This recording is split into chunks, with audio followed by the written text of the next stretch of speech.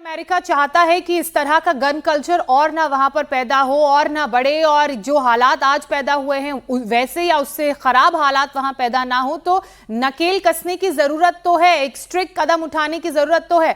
आप तीनों बने रहिए। इसी बीच एक बड़ी खबर दर्शकों को बता दें, व्हाइट हाउस के बाहर यह फायरिंग तब हुई है जब राष्ट्रपति डोनाल्ड ट्रंप अपने बेटे की शादी छोड़कर व्हाइट हाउस में वापस पहुंचे थे। ईरान के साथ पीस डील पर इंपॉर्टेंट बातचीत चल रही थी। खुद ट्रंप ने फायरिंग के कुछ घंटों पहले सोशल मीडिया पर जानकारी भी दी थी। उन्होंने बताया था कि ईरान के साथ डील पर अच्छी बातचीत चल रही है। उन्होंने अरब के कई देशों के राष्ट्राध्यक्षों के साथ बातचीत का भी इसमें जिक्र किया था और जल्द ही कोई गुड न्यूज आ सकती है ऐसे भी संकेत दिए थे। लेकिन इन तमाम चर्चाओं और बातों के बीच इस तरह की फायरिंग हो जाना ये टाइमिंग पर बड़े सवाल उठाता है। इसलिए सर, जब अस्थाना जी मैंने आपसे पहला सवाल पूछा जनरल अस्थाना, तो मैं टाइमिंग को लेकर जानना चाह रही थी। गन कल्चर तो ठीक है, लेकिन जो हालात वेस्ट वर्ल्ड में बने हुए हैं, जिस तरह के घटनाक्रम पूरा अमेरिका और ईरान के बीच चल रहा है, पीस डील स्ट्राइक करने की कोशिश की जा रही है। डोनाल्ड ट्रंप अपने बेटे की शादी छोड़कर जब व्हाइट हाउस पहुंचते हैं इस इंपॉर्टेंट पीस डील को फाइनलाइज करने के लिए, उस मौके पर यह फायरिंग होना, हम इसको किस लिहाज से देखें और क्या संदेश जाता है? देखिए, इसको थोड़ा सा इंटरनल डिसग्रंटलमेंट से भी कह सकते हैं, जोड़ सकते हैं। क्योंकि जो कुछ भी डोनाल्ड ट्रंप बोल रहे हैं आजकल, वो हर रोज झूठ बोलते हैं जी इकोनॉमी बहुत अच्छा कर रही है, जबकि वहाँ पे महंगाई बहुत भयानक हो गई है, पेट्रोल का कीमत बढ़ रही है। तो डिसग्रंटलमेंट, अब ये आदमी चाहे कि इसका जो भी बैकग्राउंड हो, बट जाहिर है कि बहुत सारे नाराज लोग अमेरिका की स्ट्रीट में घूम रहे हैं और उन्हें ईरान वॉर से बहुत ज़्यादा गुस्सा है। और हर बार प्रेसिडेंट ट्रंप बोलते हैं नहीं अभी बातचीत बहुत अच्छी हो रही है। अब बातचीत बहुत अच्छी हो रही है कि ईरान ने तो अपनी कोई डिमांड चेंज नहीं की। एक दिन वो बोलते हैं नहीं मैं तो पूरी ईरान को बर्बाद कर दूंगा, दूसरे दिन बोलते हैं बातचीत बहुत अच्छी हो रही है। तो लोग भी परेशान हो चुके हैं ये बातचीतें सुन के। तो जिस किस्म से वो हर रोज नौटंकी कर रहे हैं इस बारे में, तो उससे भी मुझे लगता है कि डिसग्रंटलमेंट चल रहा है। और डिसग्रंटलमेंट की जो एक सीमा है वो भी मुझे लग रहा है कि इस समय गुस्सा है और गुस्से को हम इग्नोर नहीं कर सकते। सर, आप क्या ये कहना चाहते हैं कि जो पानी है वो सिर के ऊपर पहुंच चुका है? किया जाए ये इतना मुश्किल आसान नहीं होगा।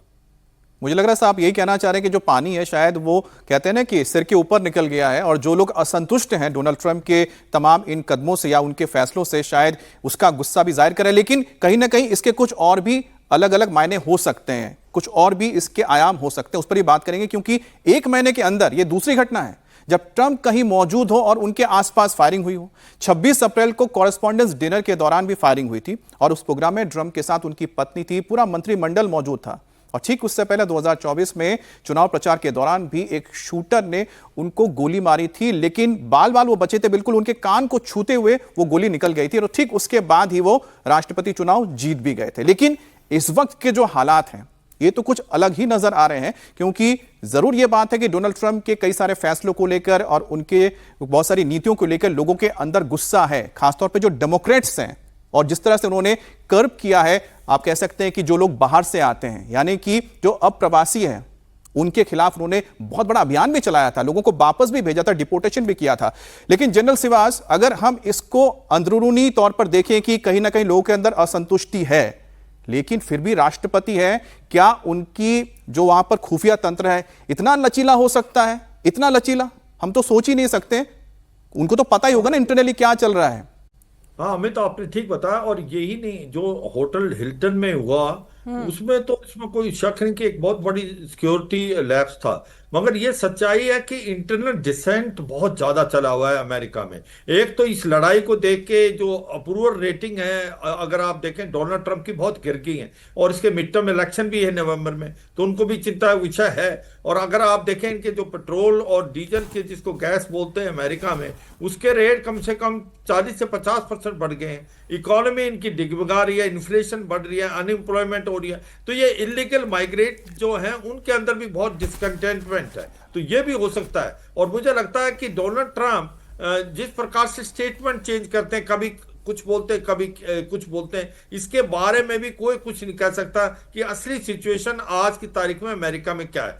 मगर जहां बात आप कर रहे थे अमित की कहीं ना कहीं डील होने वाली है, ऐसा लग भी रहा है, क्योंकि कहीं न बैक चैनल डिप्लोमेसी से बातचीत चल रही है। तो अमेरिका इस लड़ाई को दोबारा स्टार्ट नहीं करना चाहता। उसको पता है कि अगर वो इस लड़ाई को दोबारा स्टार्ट करेगा तो बहुत नुकसान होने वाला है। इसको मालूम है ये लड़ाई दलदल है, और अब ईरान जो है पलटवार कहाँ करेगा, ये पूरी मिडिल ईस्ट की जितनी भी कंट्रीज, उनका एनर्जी सेक्टर, टूरिज्म, उनके डीसैलिनेशन पॉइंट और बाबा अल मंदेब को भी बंद कर देगा। और ईरान भी नहीं चाहता, क्योंकि ईरान की इकोनॉमी डिगमगा रही है, इकोनॉमिक सैंक्शन बहुत हैं वहां पर, उनके एसेट्स बड़े फ्रोजन हो रखे सर हैं। डील को और ये लेकर जो हम नेबर आगे इस ब्लॉक पर आपसे चर्चा करना ही चाह रहे हैं। आपने बोला भी है, ज्योत्सना ने भी कई बार इसको लेकर जिक्र किया है, लेकिन देखिए सर, कुल मिलाकर तो एक बात ही सामने आ रही है कि जो अमेरिका की खुफिया तंत्र है, जो राष्ट्रपति की सुरक्षा में तैनात है, वो किस कदर नाकाम है, ये लगातार हो रही घटनाएं बता रही है। जनरल भाटिया, मैं आपसे जानना चाहूंगी, खुफिया तंत्र और जो सिक्योरिटी एजेंसीज हैं उन लिहाज से ही चीजों को समझ लिया जाए।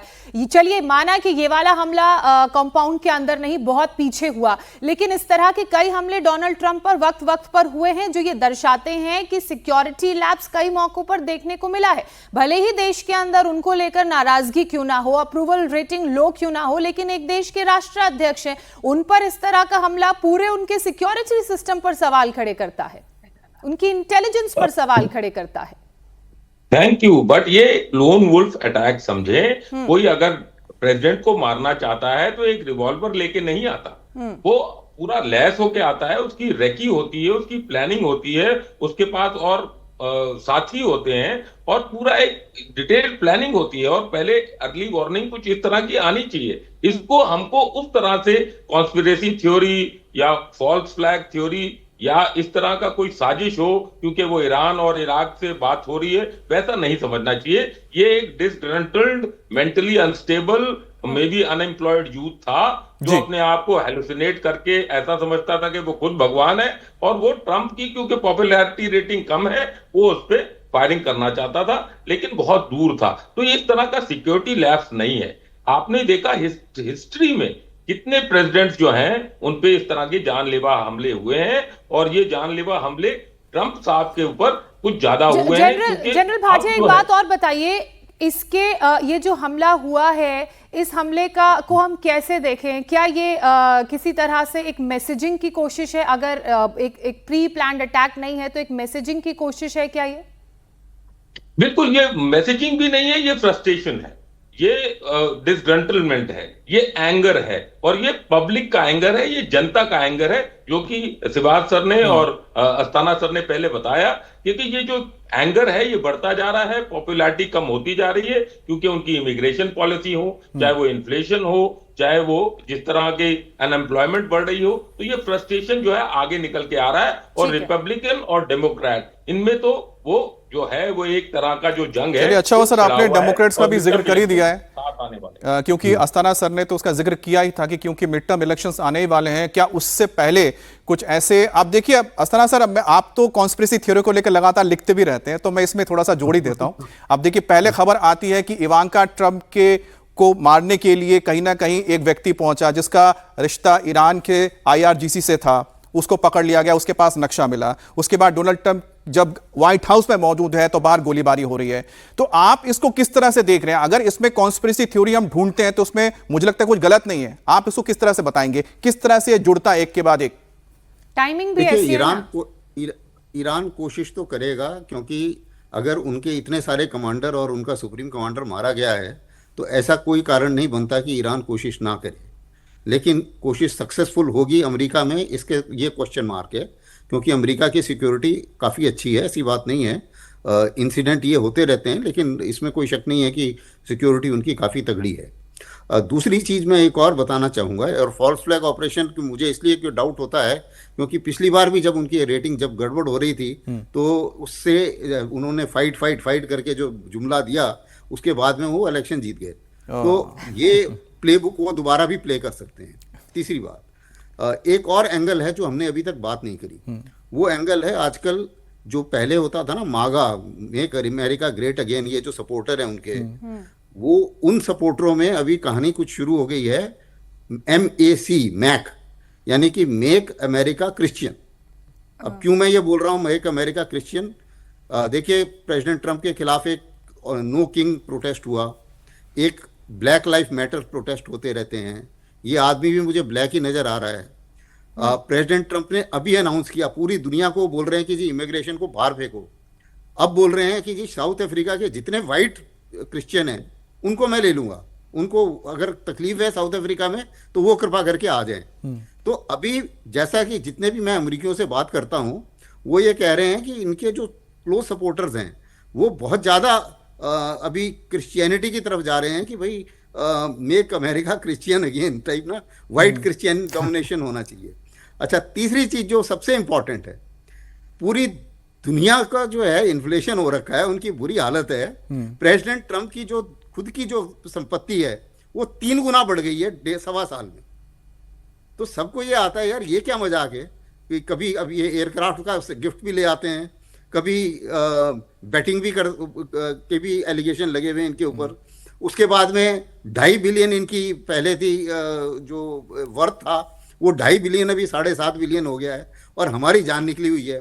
न्यूयॉर्क में आप क्या कहते हैं टाइम्स स्क्वायर में जाइए, वहाँ पे आपको स्लीपिंग बैग में आदमी जमीन पे सोए हुए मिलेंगे, जगह घर नहीं है, होमलेस लोग आजकल हैं अमेरिका में।